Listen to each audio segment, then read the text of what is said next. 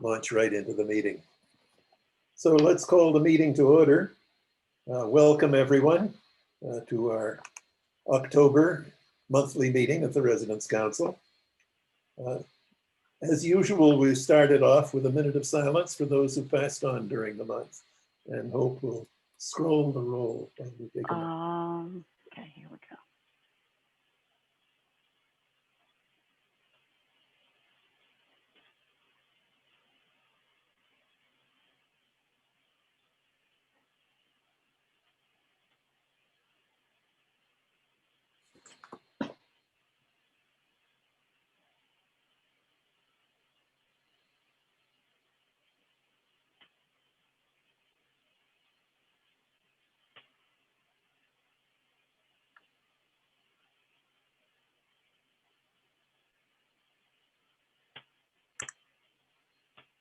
Well, thank you all. Our thoughts go out to all the people who were listed on your screen.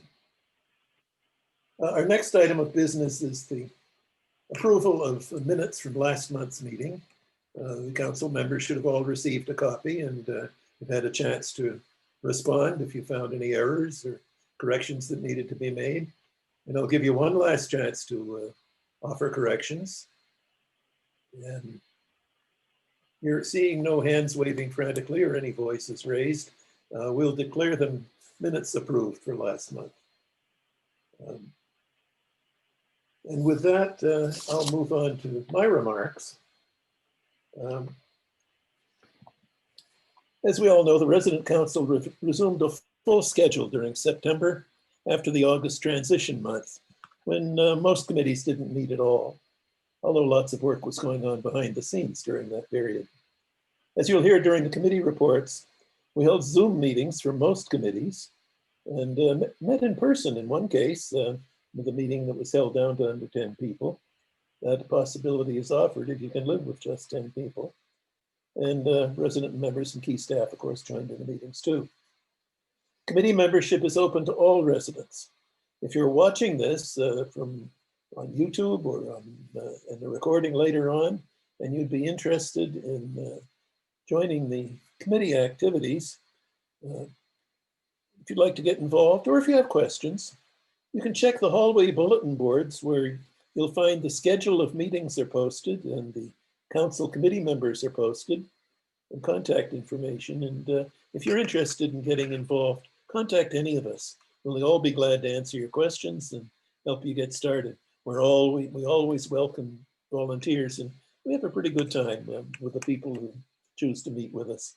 The real strength of the council isn't just in the elected committee members, it's in all the residents who work hard to support us and take part too. That's the real strength. Well, our election held in July elected 7 new members at that time, replacing those whose terms had expired. 13 candidates had stepped forward to run, and although 7 were immediately elected, there were no losers. When a vacancy occurs during the year, we turn to those who weren't elected the first time around, but to take over the unexpired term of the person they replace. As you will hear during our committee reports, this has been important this year, and we're glad we had so many good candidates to fill in when they're needed. Also, during September, we had a special project to select and forward candidates to fill the upcoming board of directors resident member vacancy. There's 2 resident members of the board, and Charles Denton, who served very well since 2013, is stepping down at the end of this year. The council job was to publicize the vacancy and recruit candidates to select a best 3 candidates to forward to the board. Vice President Pratt Rudolph very ably chaired the special committee charged with the task. 8 residents stepped forward for consideration, completing applications, and the committee reviewed these and brought the best qualified candidates before the full resident council. The council then interviewed the candidates and held a secret ballot to select the best 3 candidates to forward to the Charlestown administration, who in turn forwards it to the board of directors. We want to thank all of those who applied, and we want to acknowledge the 3 outstanding candidates whose names were sent forward. These consisted of Pat Kasuda, Ann McKay, and Steve Schimpf. You couldn't pick three more outstanding people, I really feel. The Board of Directors Governance Committee will be interviewing them all in the near future. And that wraps up my announcements for this month. We'll move on to recognize a few mission moments, as is customary. Now, this month we have two people who we want to single out for special recognition, John Lorenz and Vicky Barr. And they're both with us today, so we can ask them to wave their hands and give a shout out. Hi. Hi, good. Uncle John, you want to say hi too? You might probably, let's see, you're unmuted. Hi, good evening, everybody. Good. Got you both on screen here for a minute. Well, let me tell you why we're singling them out for this special mention. First of all, Marty Tewksbury nominated Uncle John, John Lawrence, and most of us know him as Uncle John. And with COVID curtailing many of the good indoor deeds John enjoys in Charlestown, John has turned to his talents and energy to the great outdoors. Daily, he's chosen a part of the Charlestown campus and while walking, cleans up the debris and trash. Most recently, he's taken on the challenge of cleaning up the forest area. It's been amazing to see what he's discovered and hauled out, including a car battery, parts of a motorcycle, a barbecue grill, tires, bottles, and much more. In addition, he's cutting invasive vines and checking the security of the perimeter fencing. All this and more he adds to his vivid reports of outstanding sightings of the beautiful wildlife he encounters while doing his work. Residents know truly John lives the Erickson values and shares his talents to make Charlestown a community where we all celebrate life. Thank you, Uncle John. Thank you. It's a labor of love. That's obvious. And next we want to single out Vicky Barr. Dottie Farnsworth nominated her for her thoughtfulness and generosity. Dottie stated about Vicky, "These words describe our friend Vicky. Many of us on the 6th floor of Brookside are very often the recipients of her thoughtful generosity. Before placing her grocery order, Vicky calls around to find out if any residents would like to add items to her list. When groceries are delivered, she sorts and bags the items, making sure that everyone gets what they ordered. She then delivers groceries to each apartment. This is a tedious task, which she gladly does for residents who are unable to place individual orders. She frequently orders other essentials online for those who are computer challenged. Before the before the pandemic, Vicky reached out to new residents who moved to the 6th floor of Brookside. She would visit and help them get acquainted with their neighbors and would usually invite them to join her and some friends for dinner. A true ambassador, Vicky shares her many gifts and her love for community for all of us here at Charlestown. Now, Vicky's, through an injury, is not performing all these things at the moment, and we hope you hurry back and join us and start resuming the wonderful work you've been doing. You've done such wonderful things for us. Thank you, Vicky. Thank you, and I will. And the best part of Charlestown are its residents. Absolutely. That's a real strength here. Thank you for being an important one of them. Thank you. Well, that wraps up our mission moments for this month. Stay tuned next month. We'll always find some good things to say about our wonderful residents. And that finishes up my immediate role as president for the evening. Now it's time to move on to hear from the other officers who may have something to say. I probably already stole words from Pat Rudolph in telling about her committee, so I think Pat, unless she speaks up, isn't going to contribute at this point. So let's move on to the Secretary's report. So Hope, you're up. Okay. And I'm going to give the report of the work session.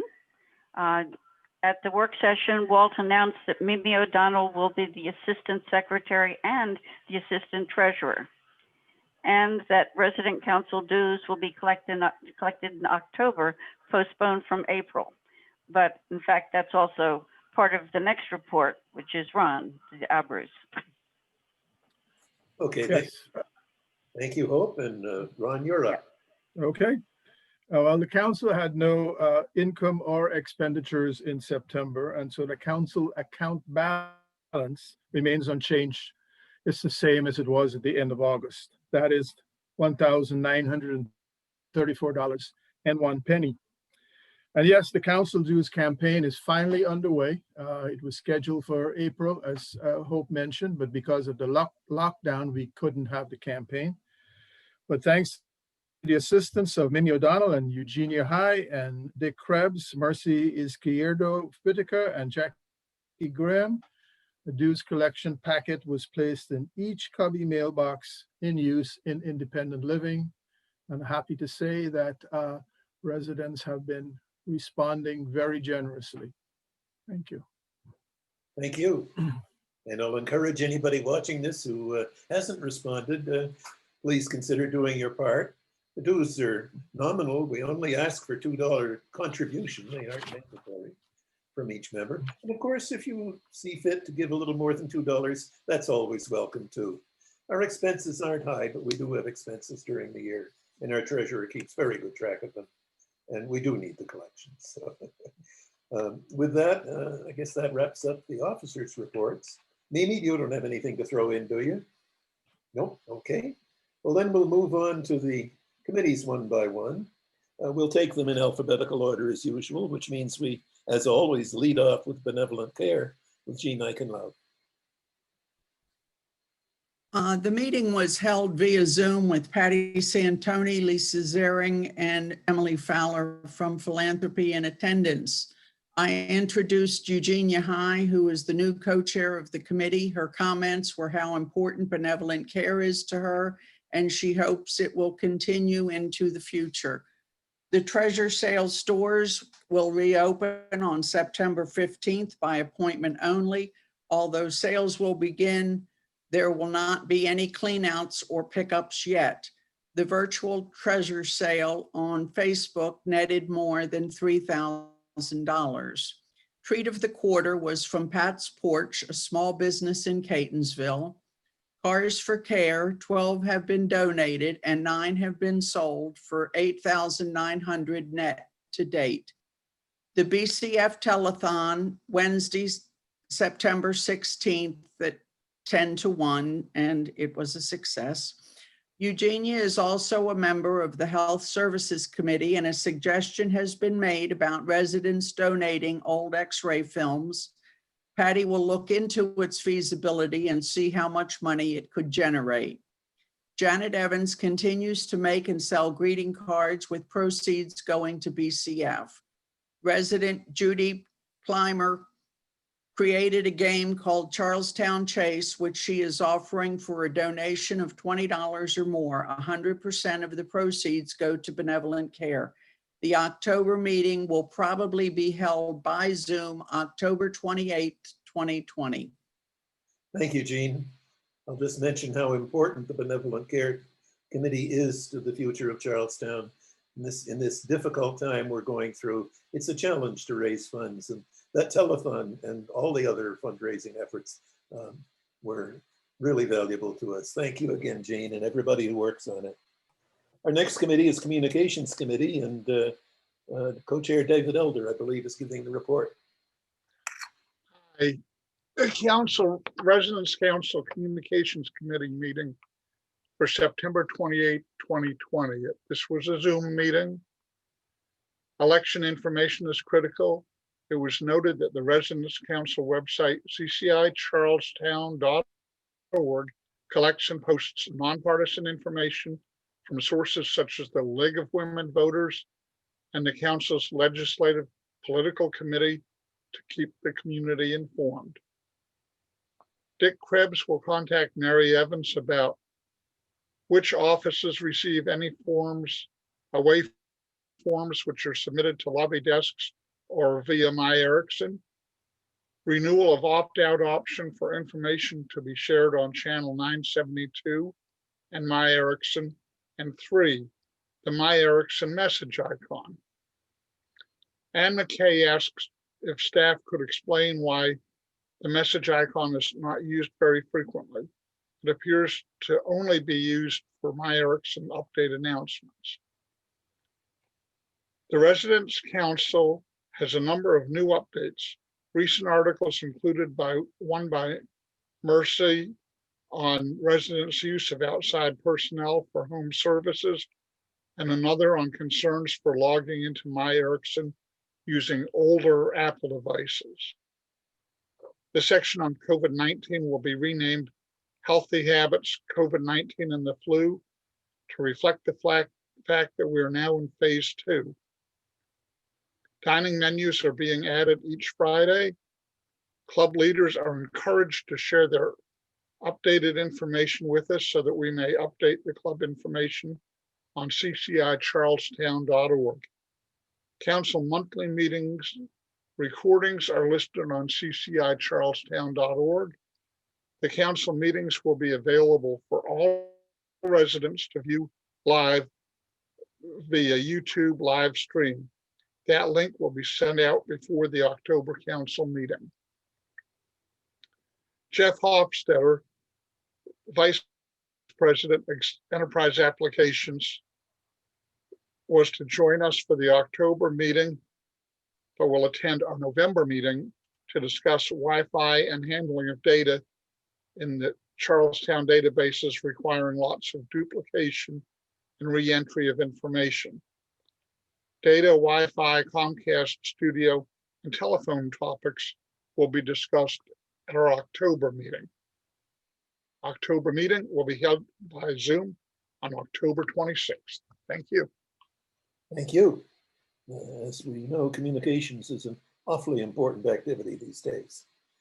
Well, let's move on to Conservation Committee, and Anna Marie, you're up.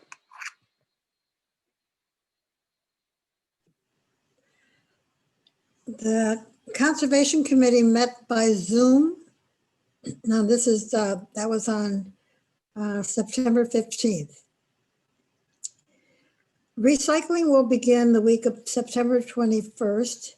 The revised list for trash pickup and return to the return to recycling is posted on 972 and on the bulletin boards, and it was also distributed.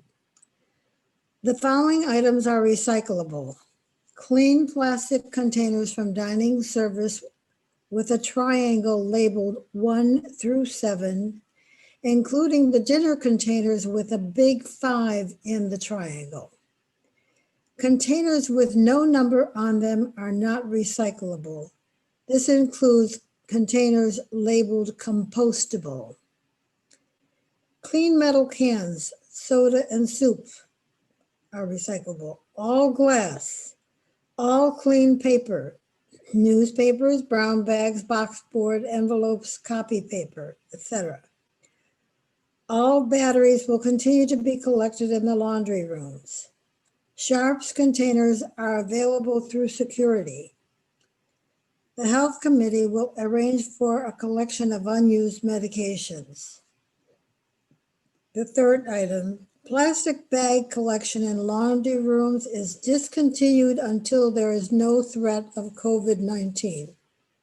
Residents can bring their own bags to local grocery stores. 4, there was a discussion of ways to move to a zero waste lifestyle. Kudos to Mimi O'Donnell, who has eliminated the use of paper towels and napkins in her household. We will have a Zoom meeting on October 20th, 2020. Thank you. Anne-Marie, could I ask for clarification under item 5, all clean paper, newspaper, brown bags, etc., and envelopes? We need to say without clear plastic address labels. They're not recyclable. Okay. Somewhere we need to get that message out. I mean the plastic window. Right, the plastic window, if you have one with the clear plastic window, that's not recyclable. Okay, thank you. And let's see, there's one thing I didn't put on there is that milk cartons are recyclable. If rinsed. Okay, thank you. Any other questions for her? If not, well, dining services is Oh, next. wait, Mercy's got her hand up. Oh, You- okay. I'm sorry, you said the milk cartons are recyclable. They have wax inside. I thought you could do the wax containers. The milk containers are the special feature, though, what they are lined with is okay for recycling. It's, Okay, thanks. but there are a lot of cartons that are not, but the milk Right, that's cartons fine. are. Thanks. Information. Okay, do I see Bob Caulfield or is someone else picking it up for him? Dining services is next. We got a report? It's certainly a subject that Thank we're all you, in. Walter. Yes, the Dining Services Committee met physically on September the 28th in BR1. Ken Zahn attended that meeting. Ron McNabb, who was recently appointed by the Resident Council as co-chair of the Dining Services Committee, was introduced. And I would also like to welcome Ron to his first Resident Council meeting this evening.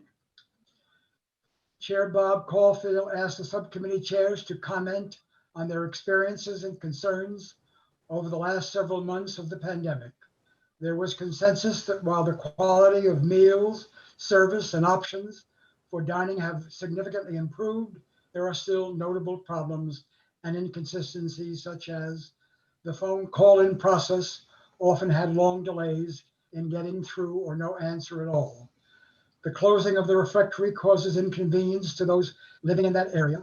Buffet service is not conducive to safe dining during the pandemic. The lack of written and website menus caused confusion. Many people didn't understand what was going on and what was expected of them. Orders picked up for carryout or delivered were often incorrect. Items were missing, added, or substituted. Perhaps it would be helpful if they had an expediter at the end of the line to make a final check. Keeping track of menus, sometimes timelines, is confusing. Initially, residents with special dietary needs did not have enough options for dining. This has improved. Ken Zahn responded to all questions and problems noted. He and his staff were applauded for their efforts on our behalf during the pandemic crisis. Because of limited seating in the dining rooms, restaurants are unable to accommodate single diners. Ken asked for our support in encouraging couples to invite singles they know to dine with them. The next meeting of the Dining Services Committee will be on Monday, October 19th in Brookside Classroom 1 at 2 p.m. Attendance will be limited.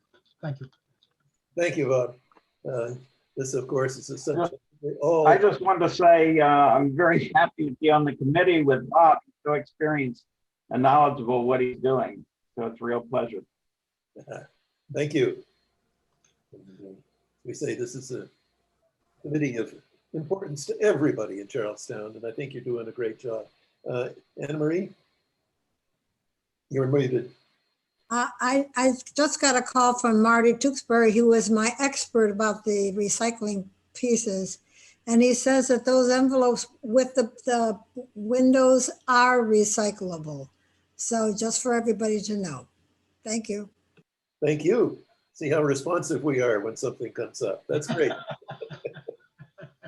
Okay, and that means that Marty's watching too.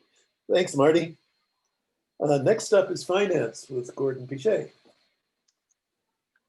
The Finance Committee met via Zoom on September 29th with Finance Director Pam Steiner, Assistant Finance Director Eric Schwab, Executive Director Clara Parker, Board of Directors member Naomi McAfee, and 3 resident council officers, along with 9 committee members.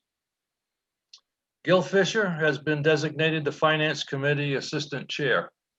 It's not in the report, but I needed help, and he's providing it. The occupancy data for financial package reports for August were presented by Eric Schwab. Independent living, 95.7%. Assisted living, 100.4%, memory care 97.1%, and skilled nursing 79.5%.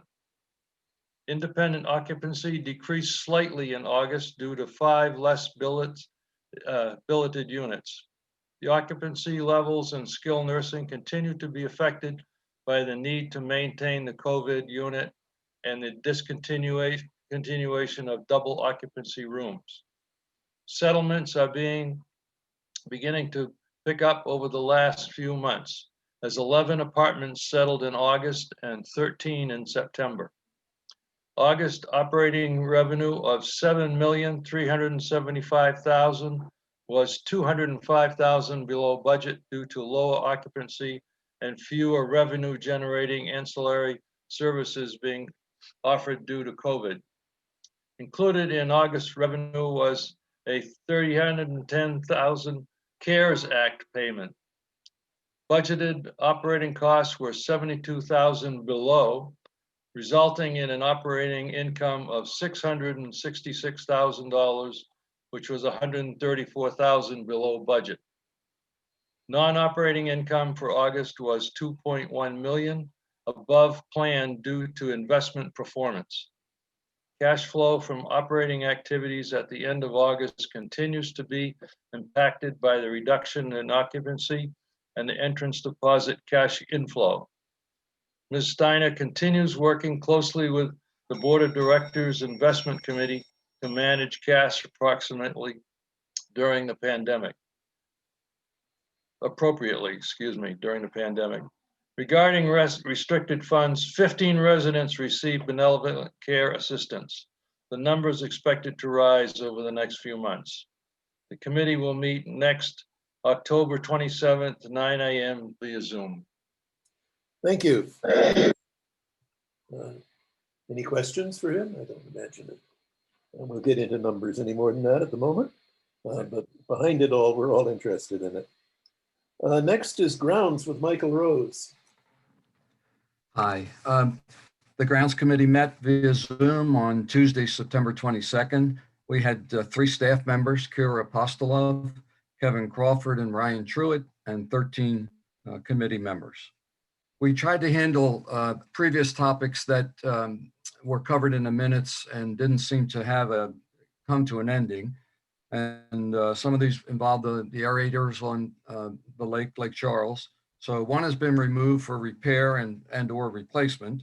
The sailing pier had some spindles replaced, and the staff is going to check to see where the mold is on building 1 and see how that can be handled.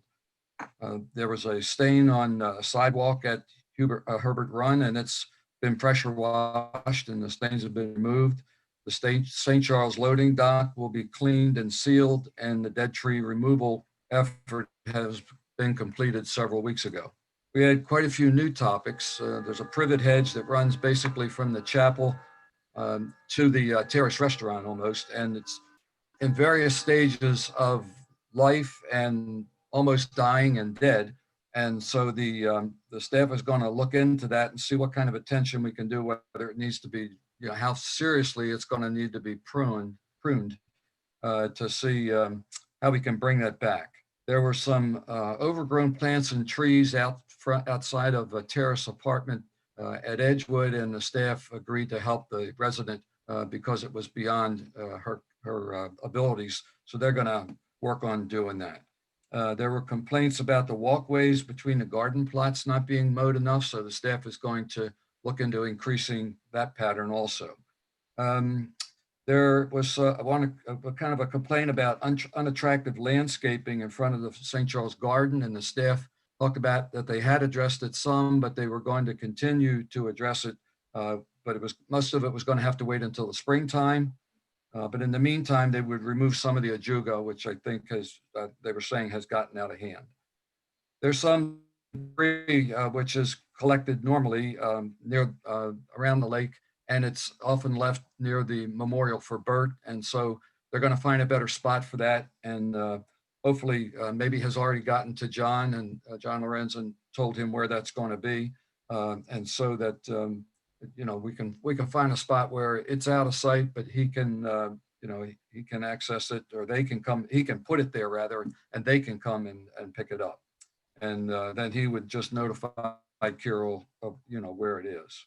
It was also mentioned that some of the lights which are placed along the walkways, particularly outside Brookside, are getting kind of mowed up. And so they're going to address that too and see what they can do about fixing that. There's quite a few lanterns on the street areas that are in need of repair and painting. They're going to address that also. And then also they have on their plans to replace a lot of the 4x4s that are along the walkway down in the nature trail, because as they rot or get moved out or whatever, a lot of the trail itself goes away and they have to keep adding more mulch. Pat Kasuda asked about the 5-year plan, and Kevin said it's behind schedule due to COVID, but it's still going to be coming. And our next meeting on Zoom will be October 27th at 10 in the morning. Thank you. Thank you, Mike. Grounds is important on this beautiful campus. Always glad to see the committee functioning well. Well, we might move to another important subject. Looks like Sam has a question. Oh, Sam. A quick observation. My wife and I have, for the 5 years that we've been living here, walked regularly along the walkway in front of the chapel and Fountain Hill and Maple Terrace. And we've watched as that hedge has been deteriorating. Most recently in the spring, we noted that the area of grass underneath the hedge that's over by the chapel, the grass was all dead underneath the hedge. And we're wondering if what they've been spraying on the hedge might actually have done something to lead to its deterioration, but it's been progressively getting worse over the 5 years we've been here. Okay, that's a good point. That's privet does that though. It gets so big and it's beautiful, and you let it get bigger and bigger and bigger, and finally you can't get enough light into the interior. I had a similar hedge down in Southern Maryland. I finally had to cut it down to about 3 or 4 feet and then suffer through a bad year while it rejuvenated itself. But usually it's pretty healthy stuff. It'll come back, I hope. But they're going to have, I think they're going to look into it, and then I guess ask the landscaping group that comes in what they're going to suggest also. But everybody's looking at it, so we're going to see what we can do about that. Good, thank you. Oh, then we'll move on to the Health Committee with Mercy, or yours. Okay, our committee met on 8th September at 2 o'clock with 6 guests attending.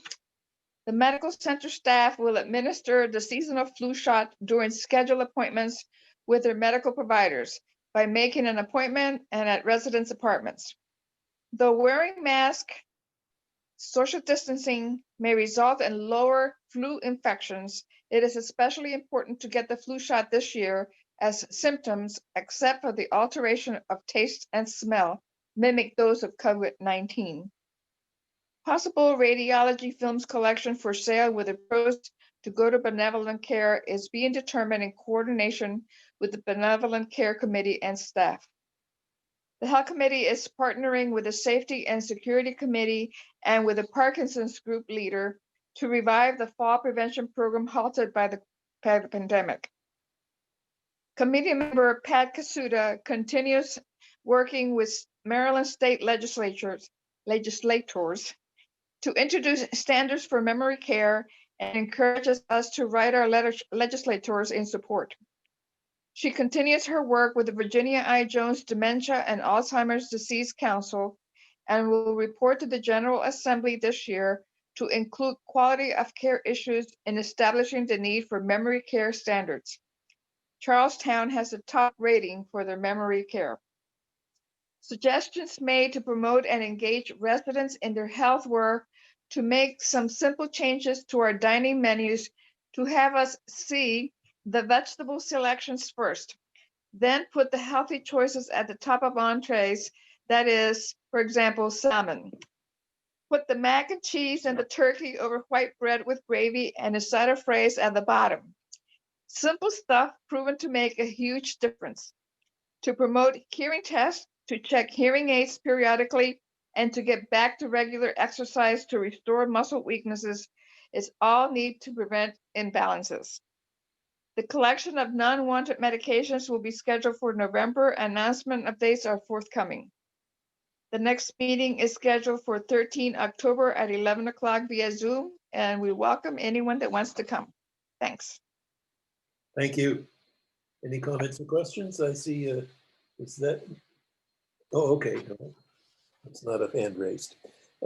Next up then is housekeeping with one of our newer chairs, Betty Elder. Hi, I just wanted to, here's our report. The Housekeeping Committee met on September 18th, 2020 via Zoom.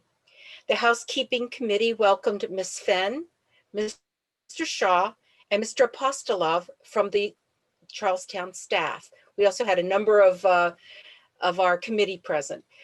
Ms. Fenn reiterated that items dealing with cleaning and resupply were part of the housekeeping division.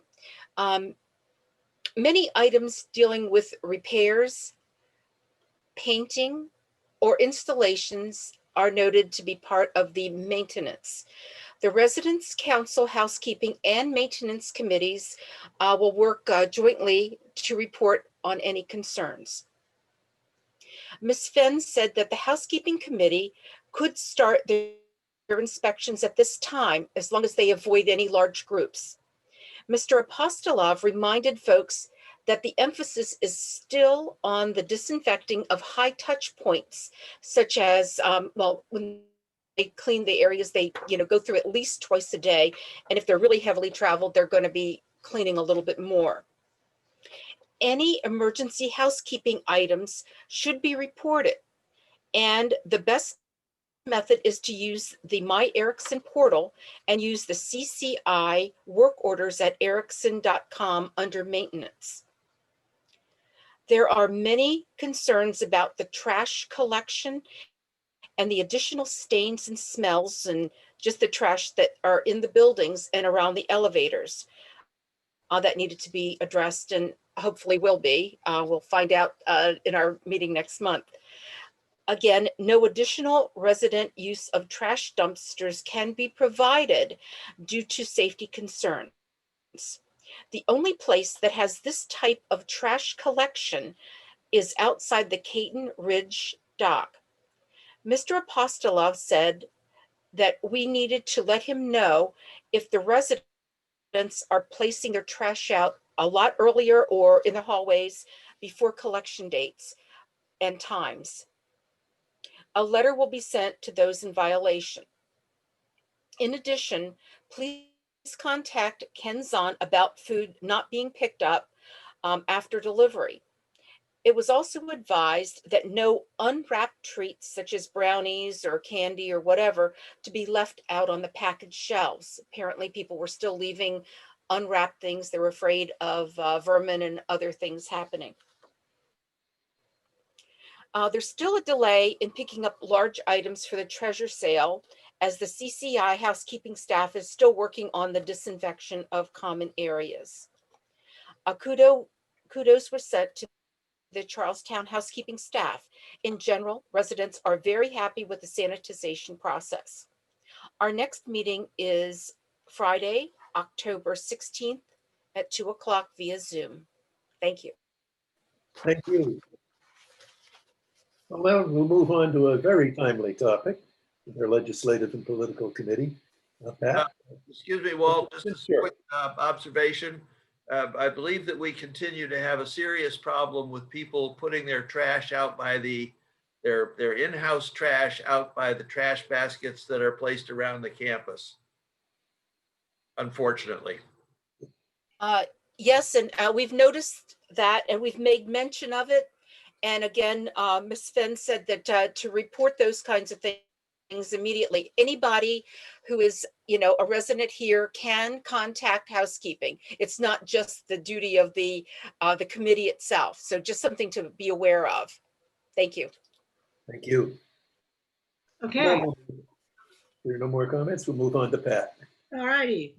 Report from the Legislative Political Committee. We met on Wednesday, September the 9th, and I'm happy to report that we have elected a secretary, Wendell Thompson, who's agreed to do this. And some of the key items we discussed at our last meeting included endorsing, working with the League of Women Voters to assist Charlestown residents to safely transfer their completed ballots to a drop box at the Arbutus Recreation Center during the early voting period from October the 26th to November the 2nd.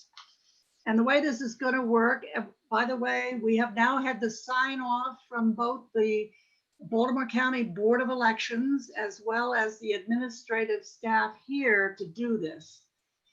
What we're going to be doing is on the period of time from October the 26th to November the 2nd, that's Monday to Monday, October 26th to November the 2nd, between the hours of 10 and 11 and 2 lobby and the Charlestown Square lobby, the League of Women Voters will be there to receive ballots, mail-in ballots from persons who do not wish to independently travel to a ballot drop box. So the League will be there. They will be collected in a safe and secure manner. And then after the period of the hour of collection, drivers will escort the League members with their ballots to the mail-in drop box site at our Arbutus Recreation Center. So that again will take place October the 26th through November the 3rd. It's the early voting period. And we have League of Women Voters volunteers. We do need people to volunteer to be drivers. So if you're willing to do that, to drive 2 League of Women Voter members with their ballots to the drop box, we'd be happy to accept your names and put you on the list. Any questions about how this is going to work? And Maria, I saw your hand up. Or was that? I just want to let you know that I'm willing to be a driver. I think I might also be helping with the collection, but Yeah. whatever. Only League members will be collecting, but anybody can be a driver. I think Victoria, needs to be unmuted. I did not hear you say that you recommend we just put our ballots in the mail.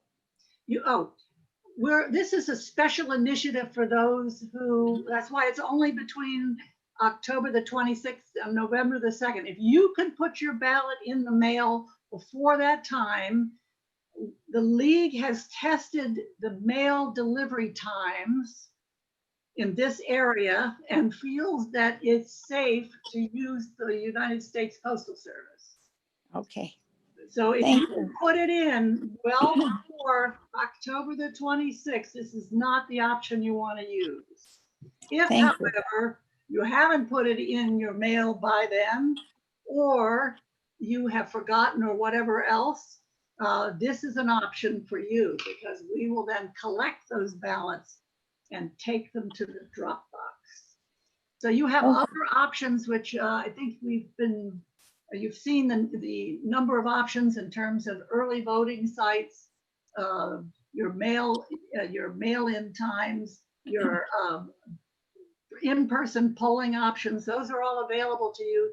This is really something we are doing for those who choose not to use the mails or need assistance in getting that ballot to the drop box. Thank you for the clarification. Okay. Yep, comment, please. Sure.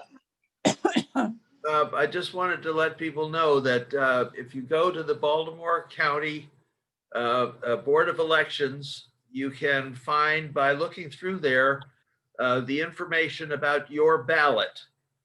And so, for example, when my wife and I did our online request, we could see that the request was received. Then we could see when the ballot was mailed. And a friend of mine who sent their ballot in just a little while ago by the Dropbox, it actually shows up on this lookup thing that their ballot had been received by the Board of Elections. So you can actually trace your ballot through all of the steps by using this site at the Baltimore County Board of Elections. Thank you, Sam. I didn't know about that last It's step.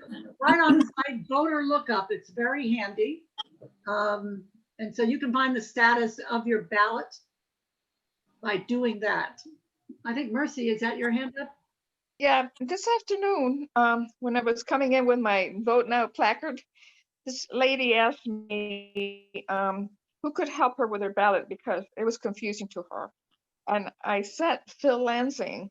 So, but whoever is able to help that lady, I think we could put up a sign somewhere. Yeah, Phil and I were just recorded on 972 yesterday, all of your voting options. And Phil went carefully through the process of opening, she took her own ballot, opened it up and showed on 972 how to deal with it. So that should be showing on a pretty regular basis. In that particular recording, we went through all the voting options, including this one of the, if you don't want to leave Charlestown, here's how to do it without having to put it in the mailbox. So all of those should be covered. But if you have any questions, just send people to either Phil Lansing or myself. We're taking calls from anybody who has questions.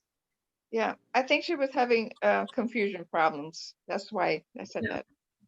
And if you happen to help those people with the ballots, then you have to sign off as well, right? It's been very ticklish. We found it slow getting our approvals just to be able to carry to accept the ballots and carry them to the drop box. It took a while and we had to demonstrate all of the security measures. There's a lot of sensitivity about this right now, as you may well understand. Yeah. Any more questions about our how to get your mail-in ballot to the nearest ballot drop box without ever having to leave Charlestown and without having to put it in the U.S. Post Office? So, but another brief observation is that the League of Women Voters pamphlets that are in all the lobbies, that not only do they describe all of the issues and the questions and interviews with the candidates, but there are also instructions there as to actually how to vote and where, at least at the time it was printed, where ballot boxes and voter ballot elections are available. Yep. So again, if anybody has questions, give us a call. I think Ed, you're on mute. You're on mute, Ed. Okay, you need to unmute. Oh, there we go. Okay, good. I'm trying. Okay, if you need a driver, put my name down. I'd be glad to help. All right, I got two drivers here, Mercy and Ed. Good. And Anne Marie. And Anne Marie. I think I have you already, Anne Marie. Okay. All right. Any other? Oh, Be happy to volunteer as well. are you volunteering, Hope? Good. And Patricia, I'm volunteering also. Who's that? Mimi. Patricia? Mimi O'Donnell. Got it. Patricia, Good. can you hear me? All right. I guess not. So Ron McNabb also. Okay, Ron McNabb. Yes. Okay. Thank you all. We needed 16 drivers to be able to accommodate this, so thank you for volunteering. I want to just note that we did look at the legislation from the last session to see what happened to it, and we noted that the six of the bills that were being monitored by this committee during the legislative session that abruptly ended were actually enacted into law, and 3 others were passed but vetoed by the governor.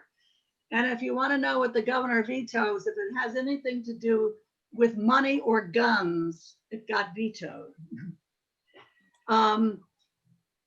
I also want to bring to your attention the fact that we have a guest coming to the November meeting of the committee. The November, not October, the November meeting of the committee. Warren Deschanel, the former executive director of the Maryland General Assembly's Legislative Services branch, and an expert on the state budget process, has agreed to come to our November meeting, which I don't know yet whether it'll be on Zoom or not, but I'm assuming it's a Zoom meeting. What he's going to do is share his insights about what the potential revenue shortfalls in the state of Maryland, what impact that's going to have on the legislative and budgetary agendas for the legislature 2021. Warren is a very well-known expert on the budget process. His ballot question number 1 is on your ballot this year, which relates to the role of the legislature in the budgeting process. We're looking forward to having his insights about how much a drop in revenue will impact what flexibility there is in the budget. So that's happening at the November meeting. I also wanted to mention to you something. Can I share some new news?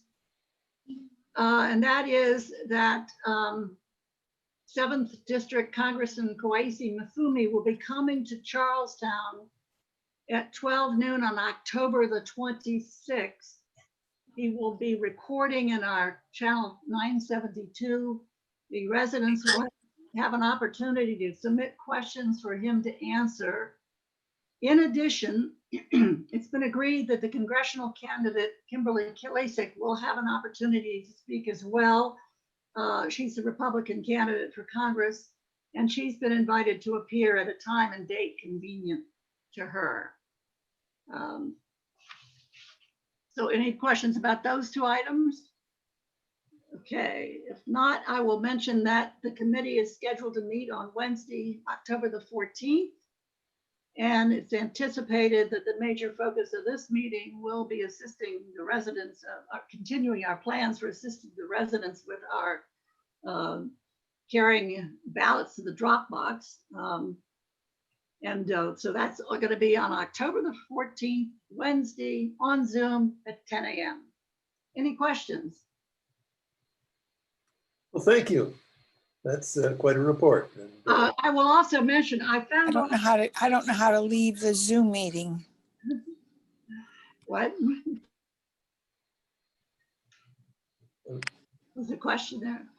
We just found out about the arrangements for Kwesi and his the Republican candidate today. So that's new news. and Michael?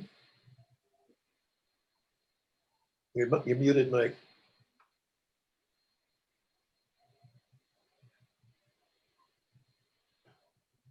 Michael, if you can hear me, you're muted. We're not hearing you. Okay. I didn't know if Vicky was still with us, but if she's gone, there you are. Good to see you, babe. We want you back here on the 6th floor. We want to have you for dinner.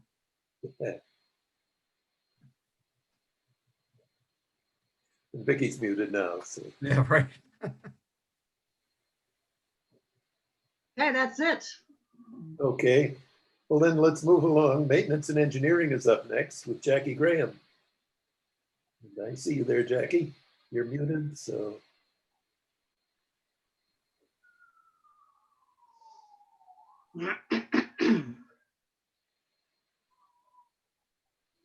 Jackie, you're still muted. There we go. Am I okay now? Yep. 10 committees met by Zoom on Tuesday, September the 22nd with General Services, Kirill Apostolov, Don Huffman, and Chris Caldwell. The General Services update. Due to our current situation, many major issues have been placed on hold or rescheduled. As we navigate through the process of rescheduling, repricing, and reprioritizing, we will begin to receive more detailed information.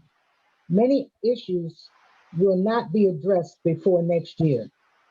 Issues currently being addressed are the Pond and Nature Trail, sconce lighting in the chapel court, damage to Parkview elevators, stairway lighting in Edgewood, and outside doors at the pond. General services cannot have the 2 trees near the gatehouse removed. They are on corporate property. Our next meeting by Zoom will be held on Tuesday, October the 27th at 2 p.m. Thank you, Jackie. Any questions? You're welcome. If not, we move along to resident life and Sam Cushman. The September meeting of the Resident Life Committee was held on the 16th using Zoom. 11 attendees participated, including Ron Fair, our new resident council member of the Resident Life Committee, 2 members of the executive committee, and Rose Sands representing the administration. Let me just take a moment right now to reiterate that Ron Fair is the new member of our committee. As much as I would like to stay on, I'm going to have to resign my position on the Residents Council effective the end of this month. I guess I can probably be around next meeting in November to give a report of our meeting this month. But Ron Fair will be taking over. The bulk of the meeting comprised a discussion with me about efforts at Charlestown to understand diversity and inclusion issues.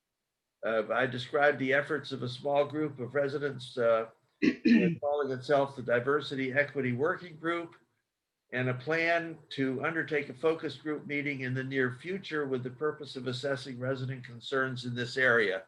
I might just state that that meeting took place yesterday and was very interesting and successful, and is the beginning of an ongoing discussion, I think.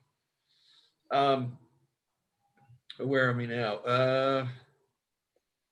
The working group has been working with Heather Sheridan in the administration in planning this focus group, and Heather Sheridan is actually a fantastic resource for Charlestown in the areas of racial issues and other aspects of bigotry and biases. So she's got an amazing background and a lot of experience.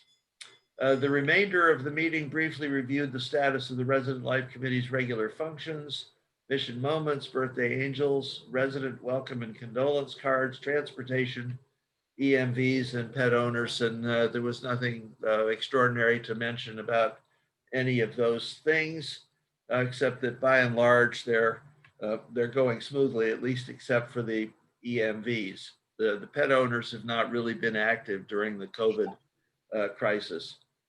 A significant agenda item for the committee's October meeting will be a discussion of the negative impact of the coronavirus pandemic on Charlestown residents and what we can do to alleviate this impact. Ron Fair will lead this discussion following his efforts to discuss the situation with members of other resident council committees.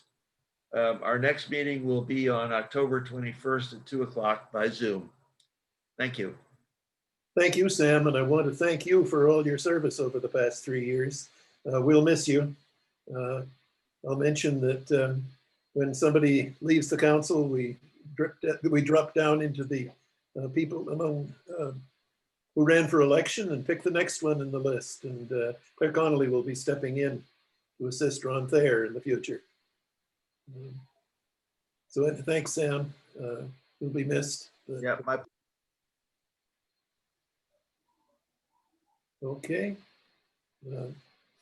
And we have one committee left, and that's Safety and Security, and Ed Wallace. Let's see if I'm working. Yes. Yes. Safety and Security Committee met on September the 8th, 2020 via Zoom. I had 5 members of the committee and 3 members of the, or 3 other members on site. Several of the members of the committee don't have Zoom or don't have computers or phones smart enough to do Zoom. So hopefully that'll all be cured in another month or 2. We discussed emergency phone numbers. We have about 2 or 3 choice, or maybe 4 or 5 choices of possible numbers to call for security or emergency. I think we've got that pretty much nailed down, and we should have it straightened also out by the next meeting. I sent an email to Craig Nelson about if there's possible to get a shorter phone number, like 6666 or something. And I haven't mentioned that at the meeting yet, but his answer was no, you can't. Fall prevention videos, we submitted between Mercy and I, 2 videos we found to medical department, I guess, for vetting before we could try to get them onto the 972 channel. We're having problems with that. We'll discuss that at the next meeting. That's pretty much it. Next meeting will be Tuesday, October the 13th at 1 p.m. on Zoom. Thank you, Ed. Any comments or questions? Any comments or questions anybody would like to throw in from the members that you just thought of before we wrap it up? Well, if not, it's time to hear from Nathan Blumberg and to hear what the administration has to say today. All yours. Hi, everybody. It's a pleasure to see you all. Hello. Welcome back, I suppose. It is so nice to hear about all of the things going on. I love that everybody's gotten re-engaged. It was certainly a long 6 months, but thanks for getting back into the swing of all the wonderful things going on. Got a couple updates to share with you guys. Great news in sales. We've already had a quick start to October with 2 reservations, and the day is not over yet, but it's already the 6th, and we're moving along there. So thanks for referring your friends and for keeping the buzz strong. We'll have a couple on-site events later in this month. Invitations have gone out to prospective residents. It's going to be an RSVP only, keeping it pretty small, but we'll be working closely with other teams to make sure, obviously, it's a safe but very positive experience for guests. Yeah, as you all know, seeing something is the best way to want to move in and to be part of the community and the experience. So we're certainly looking forward to being able to welcome prospective residents to see our wonderful community. Continuing care continues to have some wonderful news. As many of you have heard, state of Maryland worked through eliminating phases of recovery at this point for skilled nursing and assisted living. So essentially for us, they've provided facilities new orders that align with the CMS interim final rules, increasing indoor visitation, testing frequencies, and other things based on how your own jurisdiction is doing. So we're adhering to all of those components, but thrilled to see things continue to do well in this area.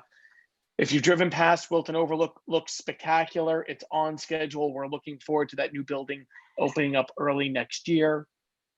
Dining team, heard some positive stuff. They're definitely making some strides there. Great programmatic adjustments are starting to occur, like allergy-friendly icons on menus, which is a big request of our community.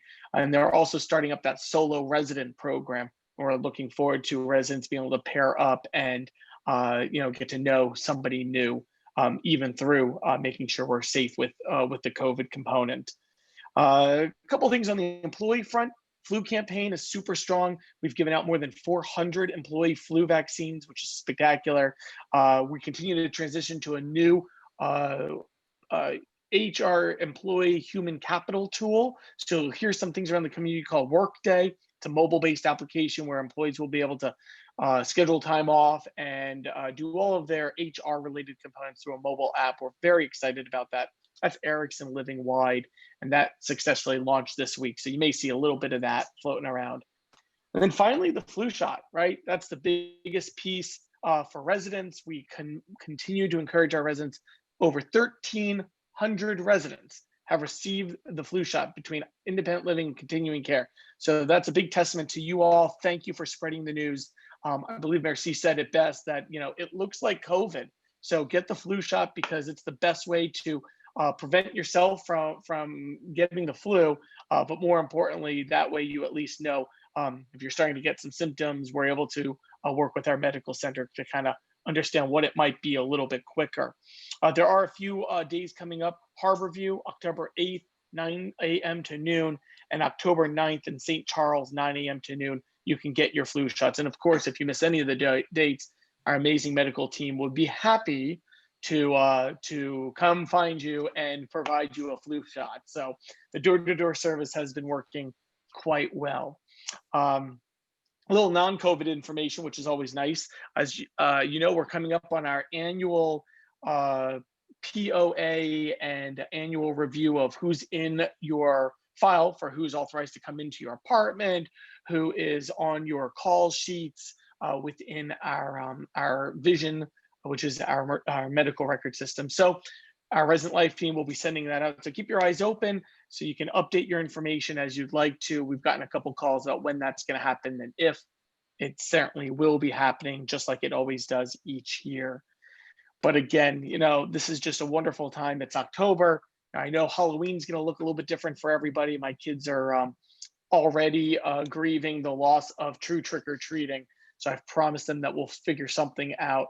But I just thank you from the bottom of my heart and from administration for all of the hard work you've done and to just continue that positive spirit forward. Thanks, guys. Thank you. Well, that wraps up our meeting, I guess. I see a hand raised, Bob. Or are you waving? No, sir, I'm asking a question of Nathan. Nathan, can you give us a sense at this point as to how many apartments in independent living are presently unoccupied?